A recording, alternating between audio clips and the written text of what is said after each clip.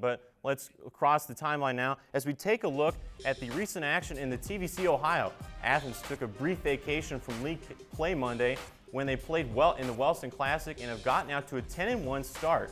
Benton County asserted themselves at the number two slot in the league with a hard-fought double overtime win at Alexander on Tuesday. But Belpre, Nelsonville-York, and yes, Alexander are still in the hunt for a league crown. But we're going to welcome back now Matt Archibald covering the Federal Hocking Lancers. And Matt, for their team, for the Lancers actually, they had a tough loss against Eastern. But is there any way that you can chalk that up as a moral victory for the Lancers? Oh, absolutely, Rob. They hung with the Eastern Eagles team that's undefeated in the Hocking division, their first place, as we saw earlier. I talked to Coach Murray after the game, and I asked, are you pleased with this team? You know, it is a close loss, but is this a moral victory? He said, absolutely. They've been blown out by the good teams they'd taken on earlier in the season, but they're finally able to hang with a good team. If this is one of those games, yes, they lost, but it proves to the players that they can hang with the elite teams in the area, Rob. Absolutely, Matt. And, you know, for Federal Hocking, that's going to be something to watch, and we're going to actually bring it back to the Ohio now. As we just mentioned, the great play of Athens. We're going to welcome Mark Pierce to the desk. And Mark, we just mentioned that Athens played in that Wellston Classic where you see some of the best teams in the entire nation play. So how do the Bulldogs represent for the TVC? Well, Athens played Greenup High School, and they're located in Kentucky. Coach Skinner told me that they were the equivalent to a high school Division I team.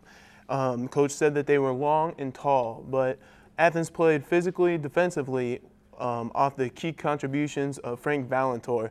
His senior forward is averaging 13 points and just over 9 rebounds a game. It's his consistency that has really been a key success for the Athens Bulldogs. So now the Bulldogs are 10-1 and undefeated in the conference. I mean, what does that kind of success mean for the program? Well, being 10-1 and 4-0 in the conference, Athens hasn't had that good of a start, and Coach Skinner said he's been around for about 17 years and he doesn't remember that good of a start. So it's definitely been a very successful start for the Athens Bulldogs, and they're hoping to continue this throughout the rest of the season. And I mean, that's a team where 10-1 is great in any league, but especially in the Ohio, that's just a great start. But can you blame us with all the exciting action in the TVC? Let's take a look at what's happening next week. And the stage is set for a terrific battle in the Ohio division, as it seems like every team is vying for a league crown.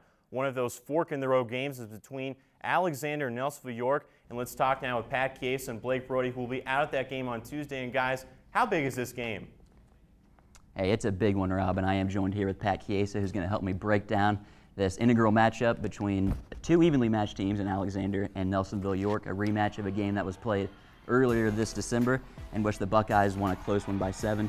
This one is at Alexander, where both teams find themselves middle of the pack in the Ohio division, and which will create a must-win atmosphere.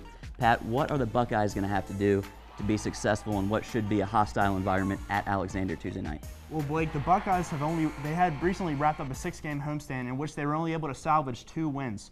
So they're definitely going to have to step up their play. Fortunately, they are coming off against a win against Miller on Monday. They won by 21 points. But they're going to have to rely, as I said before, on the guard play of Michael Mitchell, who the last time these two teams met, he dropped 21 points in a 59-52 victory. So he's definitely going to be a focal point for their offense. And on the contrary for Alexander, they need to stop Michael Mitchell, who did go off on him last time. That's a big part of the success for the Spartans. But also they're going to need reliable scoring from Zach Bobo, as always, Wes Meadows, and Michael Chapman, who we'll get to later on. But much like Nelsonville-York, Alexander's been in a lot of close games this year in which they've kind of found ways to lose in. Well, yes, Blake, exactly. Nelsonville-York's been in the same boat. They lost 4 games in a row at home, but not by an average of 15 points. They lost by a combined 15 points. So this team is a good team, and they're just going to have to keep their play up. Right, both teams have seemed to have found the art of snatching defeat from the jaws of victory, but nonetheless, Rob, it should be a fun one. I know we're excited. Back to you, partner. Absolutely, and I'll be in the stands with you guys with a bag of popcorn ready to take that in. And it's come to that time, at part of the show, where TVC heroes shine. Each and every week, we at Hardwood Heroes select a hero of the week, and with conference races taking shape, every game, every quarter, and every possession matters. And Tuesday night, Alexander's Michael Chapman took that message to heart. And while his 15 points were not flashy, they came when his team needed his production most. And Blake Brody was at that game with me on Tuesday. And Blake, what was Michael Chapman's role in this close loss? He was really their only consistent scorer throughout the game, and they really looked to him at stretches throughout the game. When they weren't getting consistent points out of their offense, they really looked for Chapman to carry the load. He made a couple threes. He drove the lane very well and made easy shots, and he also went to the free throw line a lot, which is something you want to see out of your guards, is aggressive play. So Rob, Michael Chapman moving forward should be a big reason for the success of Alexander. Well, absolutely, and I mean, he's taken kind of the spotlight with that game on Tuesday, but what else can we expect from him down the road?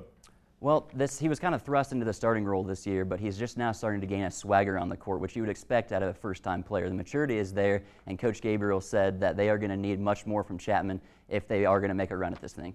All right, well, we'll look for more from Michael Chapman, but that's going to do it from here from Studio A. But Hardwood Heroes isn't done just yet. Visit our website at woub.org/heroes for the most extensive TVC coverage around.